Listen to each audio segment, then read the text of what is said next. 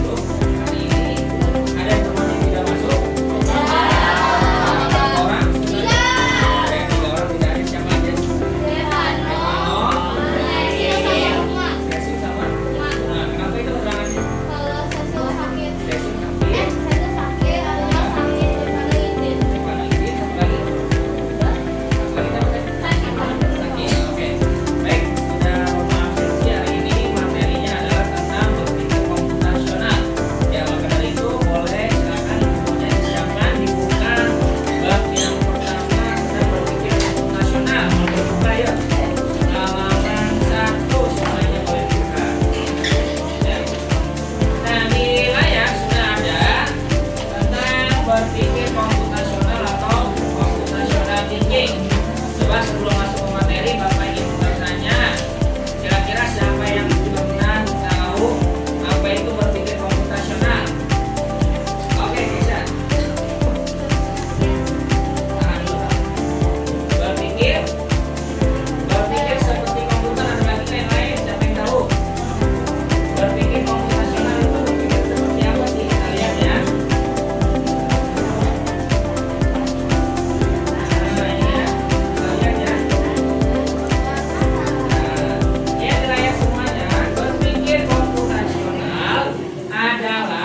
Proses berpikir untuk menyelesaikan masalah dengan efektif dan efisien. Sekarang mau bertanya, efektif dan efisien itu artinya apa sih? Lebih, kamu pernah dengar kata-kata efektif kan? Lebih mudah kan ya? Ya, lebih mudah dan lebih apa? Mudah dipahami atau lebih gampang ya? Kita lihat, apanya yang lebih gampang, mudah dipahami. Kita lihat lagi. Nah ini sekarang kita lihat dulu nih, berpikir komputasional itu ada landasannya. Ada berapa? Coba lihat itu. Ada apa? Satu, sebutin apa? Posisi dua, ketiga, ini adalah hal yang harus kamu ingat-ingat dalam berpikir komputasional. Sekarang kita lihat ya.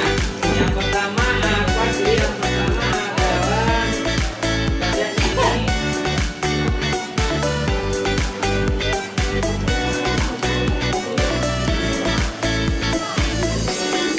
Yang pertama dekomposisi. Ya, dekomposisi dikatakan di sini adalah membagi masalah kompleks menjadi bagian-bagian kecil. Nah, kompleks itu artinya apa sih? Ada yang tahu nggak kompleks? Sulit. Nah, kalau di buku, kita lihat di buku boleh dibacakan, siapa yang membaca itu? Boleh membaca, boleh. Dekomposisi, ya boleh.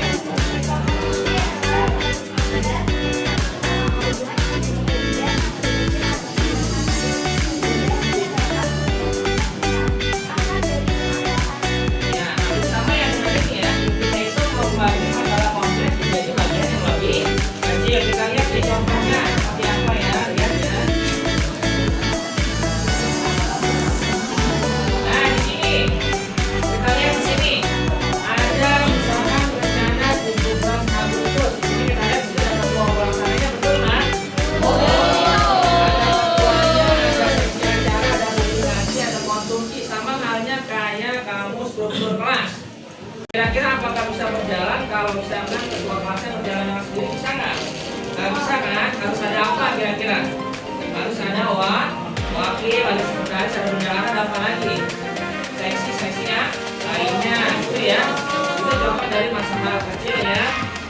komposisi. Dan kita lihat lagi berikutnya. Berikutnya adalah pengenalan pola. Pengenalan pola di sini adalah artinya mencari kesamaan di antara bagian-bagian yang sudah Nah, coba kita lihat sekarang di buku apa sih? Siapa yang mau baca? Yuk. Siapa? Boleh, yuk. Yuk, baca boleh.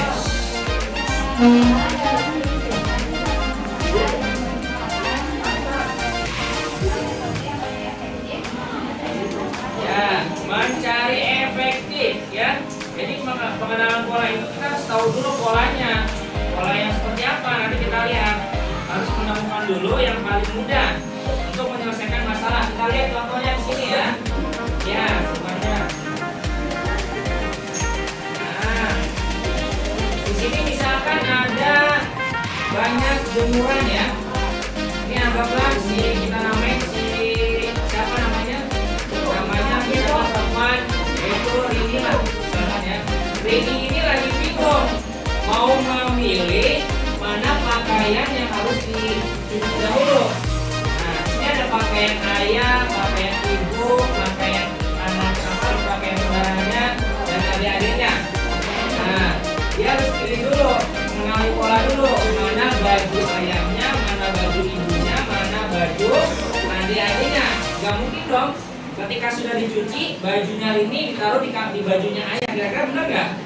Gak salah kan? Gak mungkin dong nanti bajunya si adiknya ini dipakai sama kakaknya. Kan jadinya ini dia.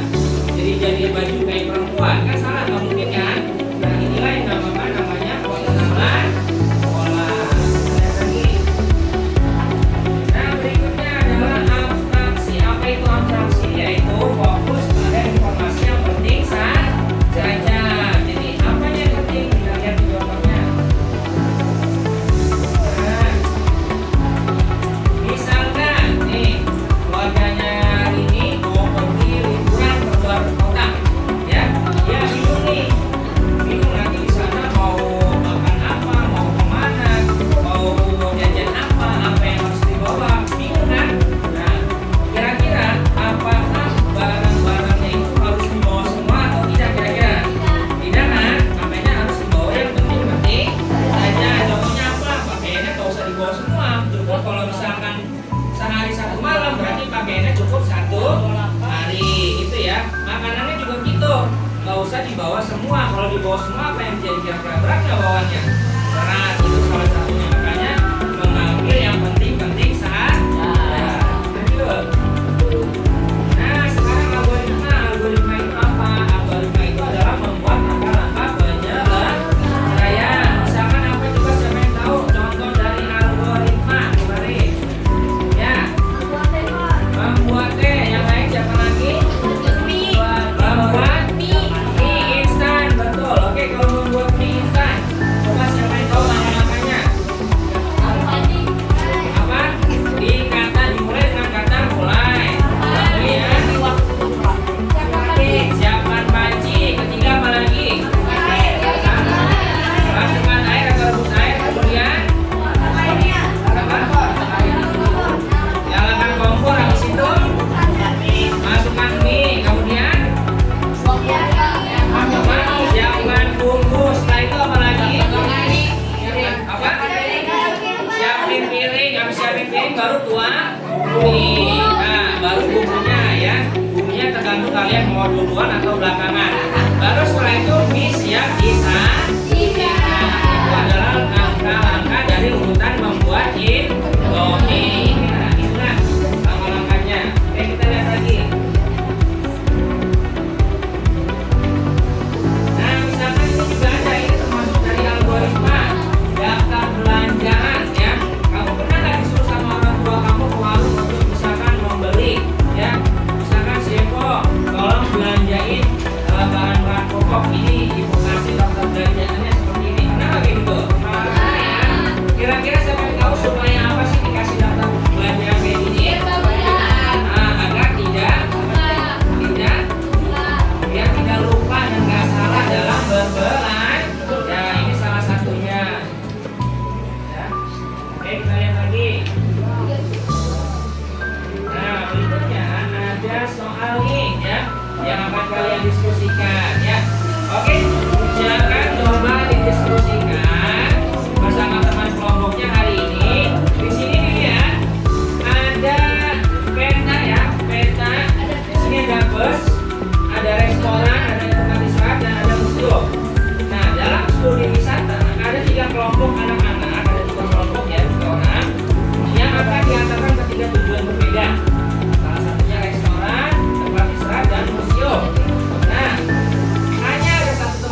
penyimpanan koper di samping bus. Di sini ya, satu tempat koper yang bisa dibuka dari satu pintu.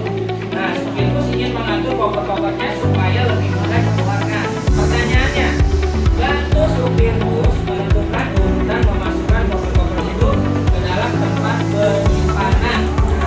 Boleh ditulis dulu ya, judulnya silakan dibuat seperti ini. Kemudian kalian diskusikan bersama teman kelompok kamu yang boleh dibuat. Silakan. Ya, bareng-bareng aja. Silakan diskusikan. Ya, silakan buat diskusikan. Nah, kemudian pertanyaannya adalah koper kelompok anak yang mana yang dimasukkan terakhir? Apakah A, anak yang ingin pergi ke museum, B, anak yang ingin pergi ke restoran, C, anak yang ingin pergi ke hotel, atau D, yang mana pun boleh. Oke, sekarang bapak tanya dulu siapa kelompok yang sudah mendiskusikannya. Ya, boleh. Ale, ya, silakan dilihat dulu. Saya sudah berdiskusi. Jadi jawaban itu yang B, yaitu anak yang ingin pergi ke restoran yang terakhir dimasukin kopernya. Kenapa? Karena tujuan pertama kita kan mau ke restoran. Berarti otomatis koper tersebut harus di depan dong supaya gampang untuk diambil. Jadi kita pertama itu masukin kopernya ke tujuan yang paling akhir, ke museum. Jadi kita masukin dulu koper yang ingin ke museum ke dalam bagasi. Lalu kita masukin koper yang kedua yaitu mau pergi ke hotel, dan yang terakhir baru kita masukin koper yang mau pergi ke restoran. Oke, kasih tepuk tangan ya, boleh. Ya, jawabannya betul adalah koper yang ingin pergi ke restoran terlebih dahulu ya, supaya masukinnya gampang supirnya. Ya, inilah contoh dari computational thinking atau sederhananya dari berpikir komputasional. Oke, baik, dapat Bapak simpulkan tadi bahwa berpikir komputasional adalah langkah-langkah untuk memecahkan suatu masalah dengan cara berpikir komputer. Dan berpikir komputasional itu memiliki 4 landasan. Coba tadi 4 landasannya apa aja? Pertama, dekomposisi. Kedua, pengenalan pola. Ketiga, analisis. Dan terakhir, algoritma. Ya, itu adalah dari berpikir landasan berpikir komputer. Oke, baik, sampai di sini apakah ada pertanyaan? Tidak ada ya? Oke, kalau tidak ada, Bapak cukupkan pelajaran hari ini. Mudah-mudahan ada manfaatnya. Semoga apa yang Bapak berikan bisa bermanfaat buat kalian semua. Amin ya Bapak. Oke, sebelum ditutup, mari sama-sama kita akhiri dengan membaca doa bersama-sama yuk, dengan mengucap salam dan bareng yuk. Alhamdulillah. Ya, Bapak akhiri materi sampai sini. Kurang lebihnya mohon maaf. Assalamualaikum warahmatullahi wabarakatuh.